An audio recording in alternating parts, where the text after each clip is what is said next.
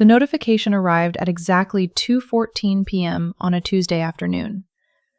I remember the time because I was staring at the clock on the wall of the conference room, praying for the second hand to move faster. I was sitting in the middle of a quarterly budget review, surrounded by colleagues discussing profit margins and overhead costs. My boss, Mr. Henderson, was pointing a laser pointer at a projection screen, droning on about optimizing workflow. It was the kind of mundane, boring afternoon that usually signals safety. Then, my phone buzzed against the mahogany table. It wasn't a text message vibration. It was an email notification. I glanced down, expecting a message from the school about a bake sale or maybe a spam alert about extended car warranties. Instead, I saw my husband's name, Greg. The subject line was 2 words that made the hair on the back of my neck stand up. The loan. Greg never emailed me. We texted memes. We called to ask what was for dinner. We left sticky notes on the fridge. Formal emails were reserved for tax season or insurance paperwork. A cold pit formed in my stomach. I slid the phone into my lap, hiding it under the table, and opened the message. It was 1 sentence. Just 1 line of text that would dismantle my entire life. Please ensure the loan repayment continues as scheduled. I won't be contributing anymore. I stared at the screen. I blinked, sure that I had misread it. Loan repayment? Won't be contributing? I felt the blood drain from my face. My heart began to hammer against my ribs like a trapped bird. I stood up, interrupting Mr. Henderson mid-sentence. I have to take this, I stammered. I didn't wait for permission. I grabbed my phone and walked out of the conference room, my heels clicking loudly against the tile floor of the hallway. I dialed Greg's number. My hands were shaking so violently I almost dropped the phone. He answered on the second ring. His voice wasn't panicked. He didn't sound like a man in crisis.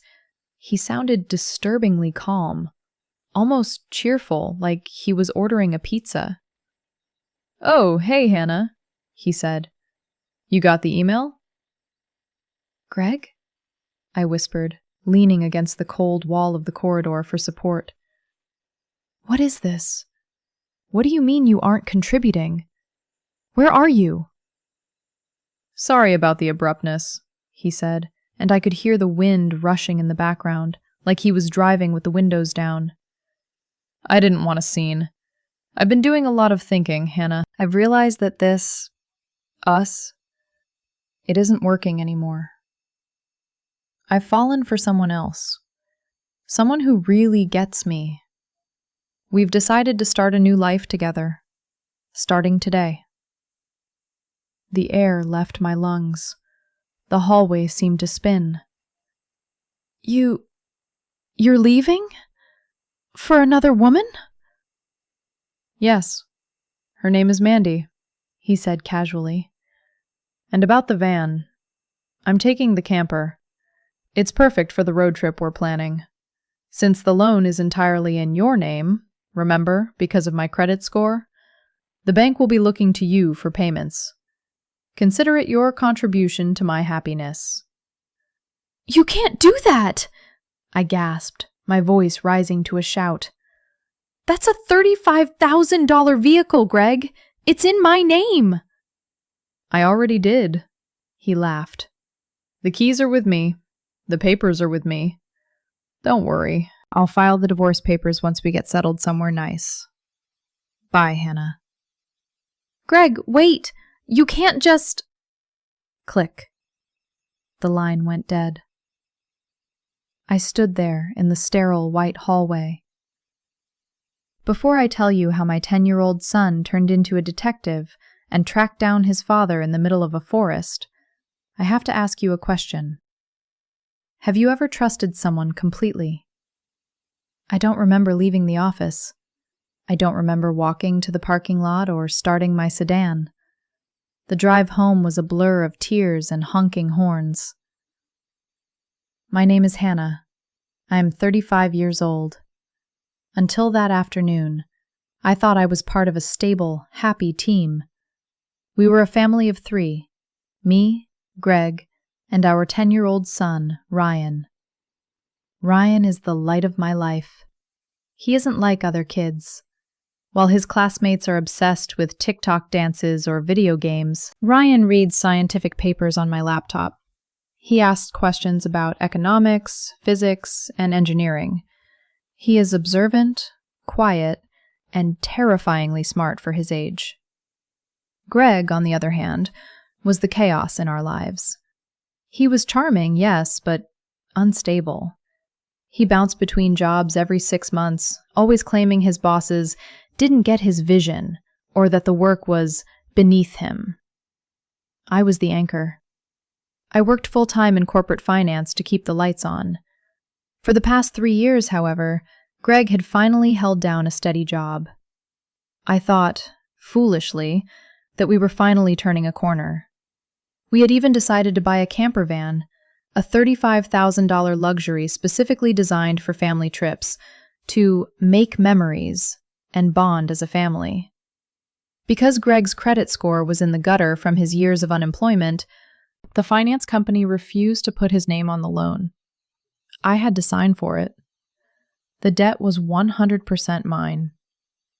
I pulled into our driveway, my tires screeching on the asphalt. The first thing I noticed was the empty space. The spot where the shiny, cream-colored camper van had stood yesterday was empty. There were just tire tracks in the dirt, mocking me. I ran inside, throwing my purse on the floor. "Greg!" I screamed, checking the bedroom, the bathroom, the basement. The house was silent. I ran to the bedroom closet. His side was empty. His clothes were gone. His shoes were gone. Even his electric toothbrush was missing from the bathroom counter. It wasn't a spur-of-the-moment decision. It was a calculated evacuation. I ran to the study and yanked open the bottom drawer of the desk. That's where we kept our important documents. Years ago, during a particularly bad fight, we had printed out divorce papers but never signed them. Greg had mentioned them on the phone. The folder was empty. Panic seized me. If he took the papers, what else did he take? I scrambled for my laptop, my fingers fumbling as I typed in the password for our online banking. We had a joint savings account. This was money I had saved before I even met Greg. It was my safety net. It was Ryan's college fund. It was $20,000 of blood, sweat, and tears. The page loaded. I stared at the numbers, praying it was a glitch. Available balance, $33.90. He hadn't just left. He had gutted us. He had transferred everything out that morning, likely while I was pouring my coffee and making him toast. He had smiled at me, kissed me on the cheek, and then wiped us clean. I sank to the floor, wrapping my arms around my knees. I couldn't scream. I couldn't cry. I just sat there, rocking back and forth, trying to calculate how I was going to pay a mortgage, a $35,000 car loan for a car I didn't have, and buy groceries on $33. "Mom?" I froze. I hadn't heard the front door open. Ryan was standing in the doorway of the study, his backpack slung over one shoulder. He looked at me, sitting on the floor, disheveled, pale, and then he looked at the open, empty drawer. "Mom, what's wrong?" he asked, his voice steady but concerned. "You haven't been eating much lately, and now you're on the floor. Are you okay?" I wiped my face quickly, forcing a smile that felt like it was cracking my skin. "I'm fine, honey, just tired. Maybe a little dizziness." Ryan didn't smile back. He walked over and stood in front of me. "Mom," he said softly, "when people lie, they look up and to the right. You just did that." I sighed, dropping the act. There was no point in lying to him. He noticed everything.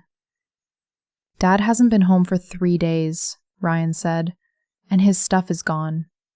Did something happen?" I took a deep breath.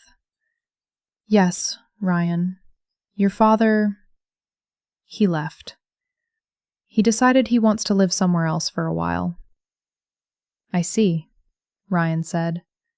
He didn't cry. He didn't throw a tantrum. He just nodded, looking older than his 10 years. It's just like Dad to do something like that. He always runs away when things get hard. Aren't you sad? I asked, my heart breaking for him. I understood from how things were going lately, he said simply. I'm not surprised. But Mom, we need to worry about you.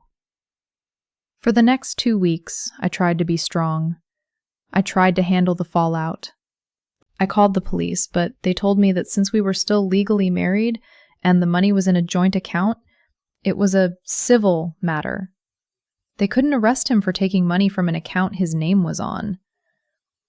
As for the van, since the loan was in my name, but he was my husband, reporting it stolen was complicated without a formal divorce decree. I was trapped in a bureaucratic nightmare. I worked double shifts at the office, trying to make up for the lost savings. I skipped meals to save money for Ryan's lunch. I stopped sleeping. Every time I closed my eyes, I saw Greg's face, laughing as he drove my van into the sunset with another woman. The stress was a physical weight, pressing down on my chest, making it hard to breathe. My heart would palpitate randomly. My hands would shake. Then came the training session. I was standing in front of my team in the presentation room, explaining a new software update. The room was warm. Too warm. And if you look at the Q3 projections, I started to say, but the words got stuck in my throat. The room suddenly tilted sideways. The faces of my colleagues blurred into a smear of beige and gray. The floor rushed up to meet me. "Hannah!" someone shouted. "Sorry," I mumbled, my tongue feeling thick and heavy. I can't stand up." Darkness swallowed me. When I woke up, the only sound was the rhythmic beep, beep, beep of a machine. I opened my eyes to a white ceiling and the smell of antiseptic. A hospital room. A doctor was standing by the bed, looking at a chart. When he saw I was awake, his expression remained serious. "Mrs. Davidson," he said gently, "you collapsed from severe exhaustion and stress-induced cardiac strain. Your body has essentially gone on strike. We ran some tests. You have developed a severe arrhythmia due to extreme stress. We need to perform surgery to correct it, or you are at risk of a major cardiac event." Tears leaked out of my eyes. Surgery? I couldn't afford surgery. I couldn't afford the ambulance ride that brought me here. I was pathetic. My husband had discarded me like trash, stolen my future, and now my body was failing too. Suddenly, the door burst open. "Mom!" Ryan rushed in, his face pale, his eyes wide with fear. It was the first time since Greg left that I had seen him look like a scared little boy. "Mom, what happened?" He grabbed my hand, squeezing it tight. "The school called. They said you collapsed. Is it serious? You're not going to die, right?" I looked at him, my brilliant, kind, innocent son. If I died, he would be left with Greg. Or worse, the foster system. "Of course not," I whispered, squeezing his hand back. "I wouldn't leave you alone, Ryan. I promise." "That's good," he exhaled, his shoulders slumping as the tension left his small body. Really, when I heard, my heart nearly stopped. I made a vow in that hospital bed. I would get better. I would survive this surgery, and I would get justice. Not for me, but for him. I spent a month in the hospital recovering. It was a long, slow process. By the time I was discharged, the world had moved on, but my problems had multiplied. I walked into our house, moving slowly, still weak. Ryan carried my bag. I went to the mailbox and pulled out a stack of envelopes. They were all the same. Final notice. Past due. Loan default warning. The bank wanted their money for the van. The van Greg was driving across the country with his mistress. I checked my account balance again on my phone. I had been hoping for a miracle, maybe a deposit from Greg out of guilt. But the number stared back at me. $33.90. I sat on the couch, the letters spilling from my hands onto the floor. The hopelessness crashed over me like a wave. "Ryan," I said, my voice trembling, "your father didn't just leave. He took the car. He took the savings. He took everything. I can't work yet because of the surgery recovery. We have no money. I'm at a loss." Ryan sat next to me. He picked up one of the demand letters and read it. Then he put it down and looked me in the eye. He didn't look despairing. He looked determined. "Then I'll deliver newspapers," he said firmly. "I'll search the internet to see if there's coding work or data entry I can do. I can help, Mom." I managed a weak smile, brushing the hair out of his eyes. "You're 10, honey. You shouldn't have to worry about this. I'll figure it out. I just need to change my mindset. I can't afford to be weak anymore." Ryan studied my face for a moment. Then, a strange, calculated look entered his eyes. He didn't look like a child anymore. He looked like a grand master staring at a chessboard. "Mom," he said, "let's stop worrying about pennies.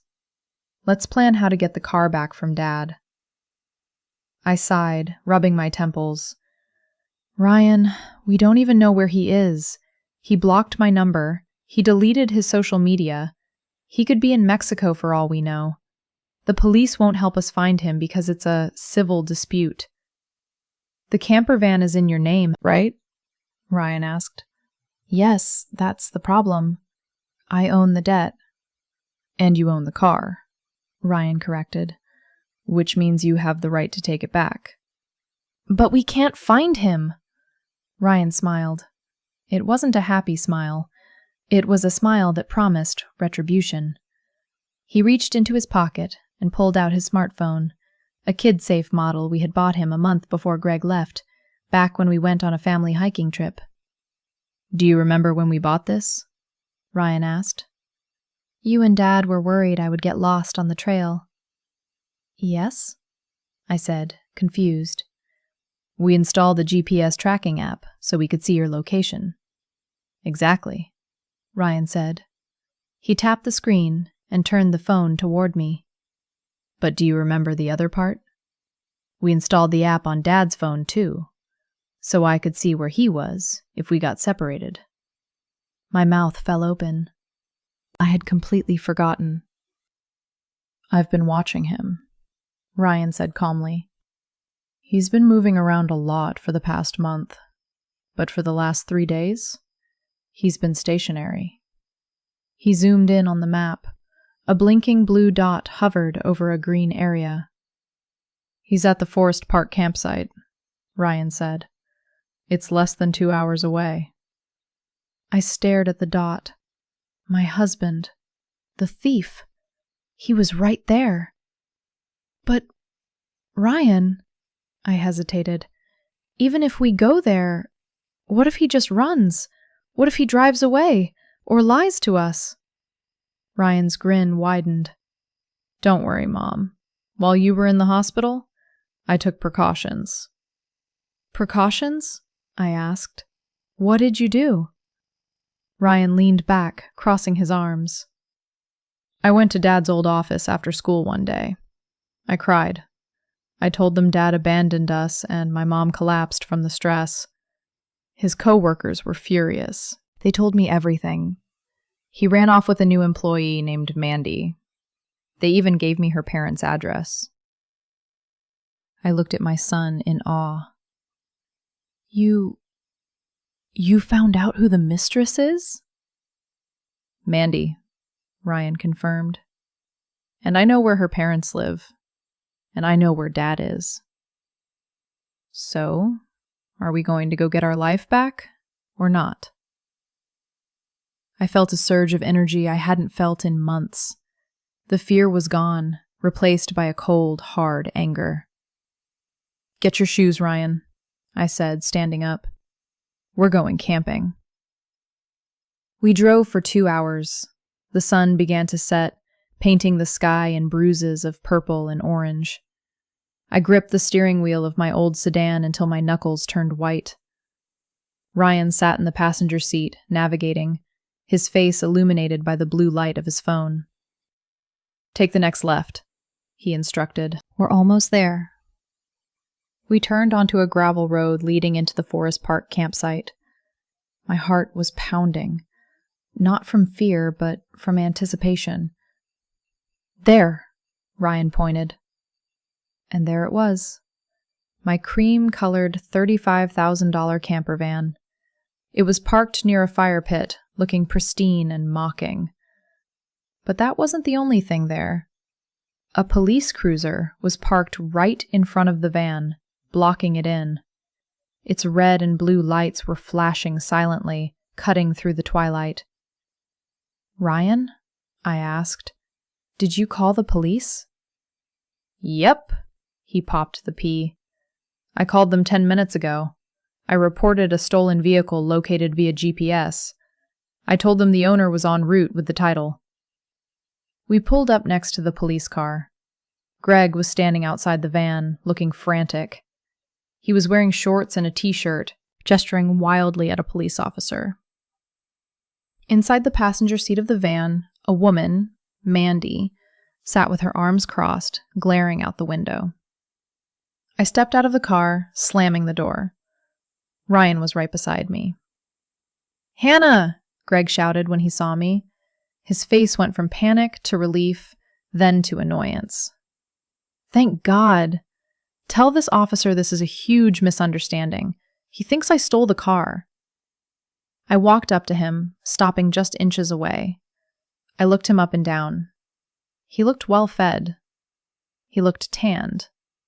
He looked like a man who hadn't spent a single second worrying about his wife in the hospital.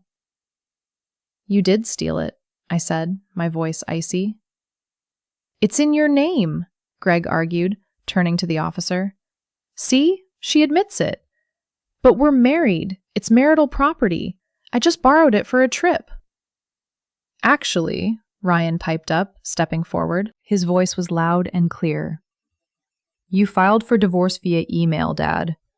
You abandoned the family and took a vehicle registered solely to Mom without permission to transport a mistress. That's unauthorized use of a motor vehicle."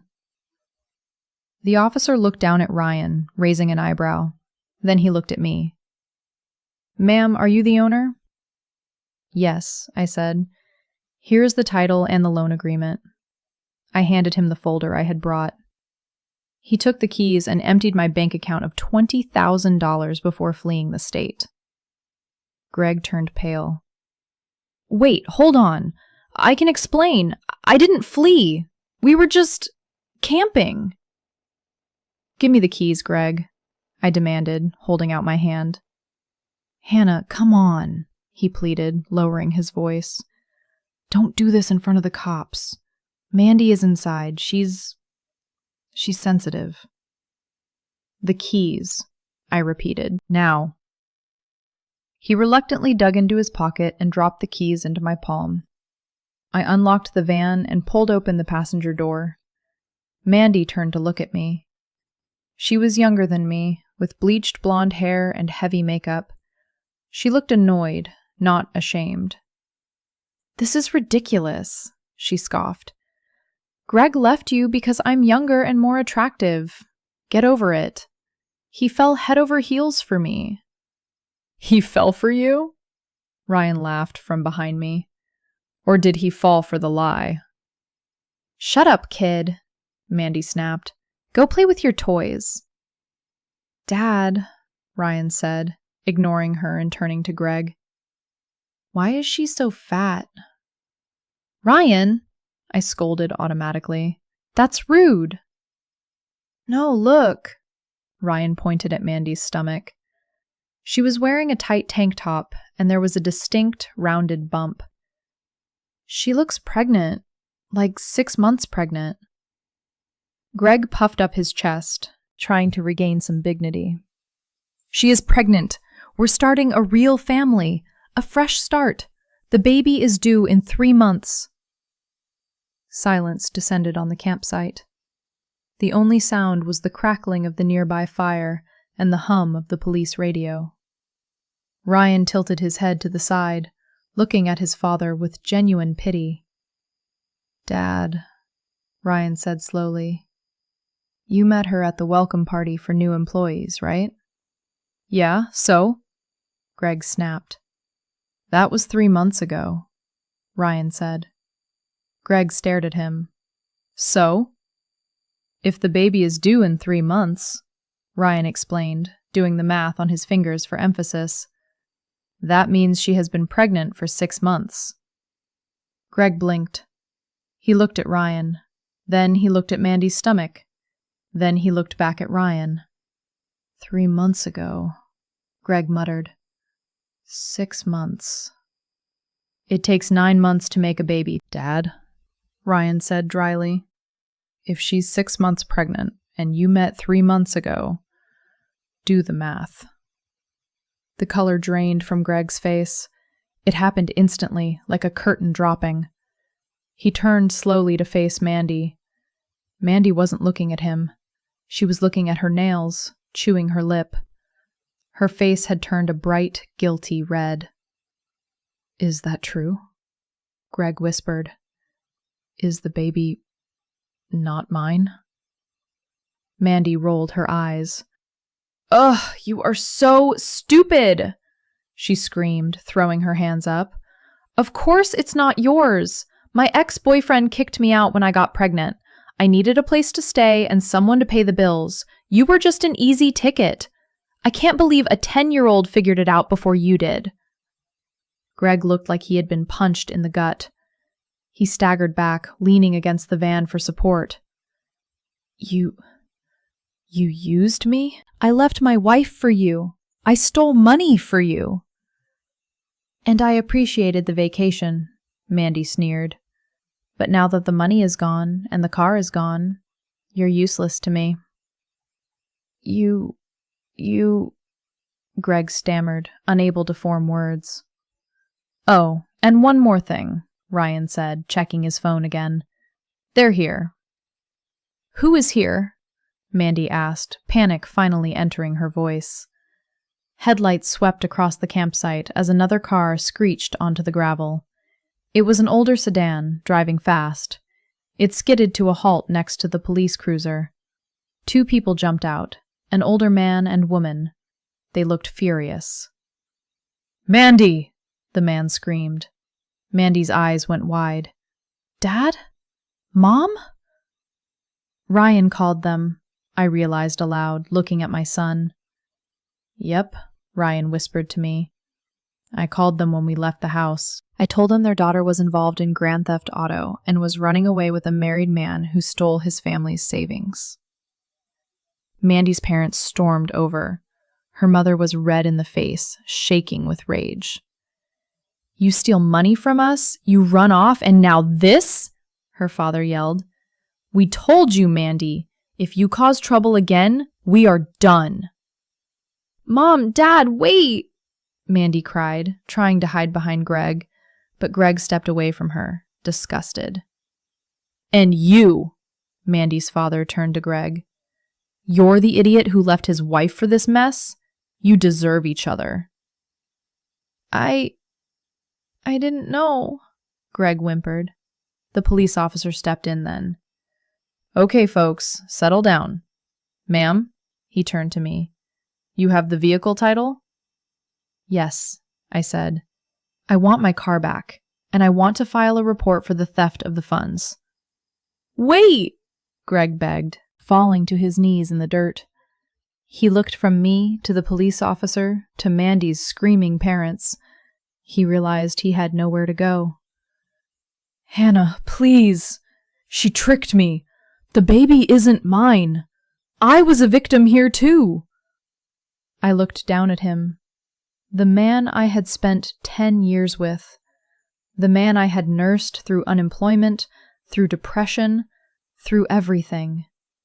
He was on his knees, begging. Not because he loved me, but because he had been caught. "You weren't a victim, Greg," I said coldly. "You were a volunteer. You chose to leave. You chose to steal." "Let's just go back to how things were," he cried, reaching for my hand. "I'll come home. We can forget this happened. I'll make it up to you and Ryan." I pulled my hand away. "No, you're not coming home. You're homeless, and you're in debt." I turned to the officer. "I want to press charges for the theft of the $20,000. "Hannah, no!" Greg shrieked. "I'll go to jail! I won't be able to pay you back if I'm in jail!" I paused. He was right. If he went to prison, I'd never see that money again. And I needed that money for Ryan's future. "Fine," I said. "I won't press charges. On one condition." "Anything," Greg sobbed. "Anything." "You are going to pay me back every single cent of that $20,000, I said, plus interest, plus child support. "I don't have a job," he wailed. "I quit to travel." "I know," I said calmly. "But lucky for you, my company has a subcontracting factory nearby. They do heavy industrial packing. It's hard labor, it's minimum wage, but they are hiring. I already spoke to the manager on the way here." Greg's jaw dropped. The packing plant? Hannah, that's back-breaking work." "Then you better get started," I said. "I'll have a lawyer draw up the agreement. Your wages will be garnished and paid directly to me until the debt is settled. If you miss a single payment, I press charges. Do we have a deal?" Greg looked at the police officer, who was nodding in agreement. He looked at Mandy, who was being dragged into her parents' car, screaming. He looked at the luxury camper van he would never drive again. "Deal," he whispered. "Good," I said. I looked down at Ryan. He was watching his father with a look of finality. "You did all this?" I asked him quietly. He shrugged, slipping his phone back into his pocket. "Nobody messes with my mom." We drove the camper van home that night. I drove the sedan, and a friend I called drove the van. I sold the camper van the very next week. Since it was practically brand new, I got almost the full price back. I used that money to pay off the loan entirely. The debt was gone. With the financial weight lifted and the toxic stress of Greg removed from my life, my health improved rapidly. The arrhythmia cleared up, and I returned to work with more focus than ever. I was even promoted last month. As for Greg, he is currently working double shifts at the packing factory. He lives in a small studio apartment near the industrial district. He looks 10 years older. Every month, a check arrives in my account, a repayment for what he stole. Mandy's parents disowned her. I heard she moved 2 states away. Greg wants nothing to do with her or the baby. And Ryan? Ryan is doing just fine. We don't need a camper van to make memories. We have movie nights, we have science projects, and we have peace. Sometimes, when I look at him studying at the kitchen table, I remember the look on his face when he confronted his father. He is a genius, yes, but more importantly, he is loyal. If you enjoyed this story of how a 10-year-old outsmarted a cheater, please hit that like button and subscribe to the channel. And tell me in the comments, what's the smartest thing you've ever seen a kid do? Thanks for watching, and I'll see you in the next story.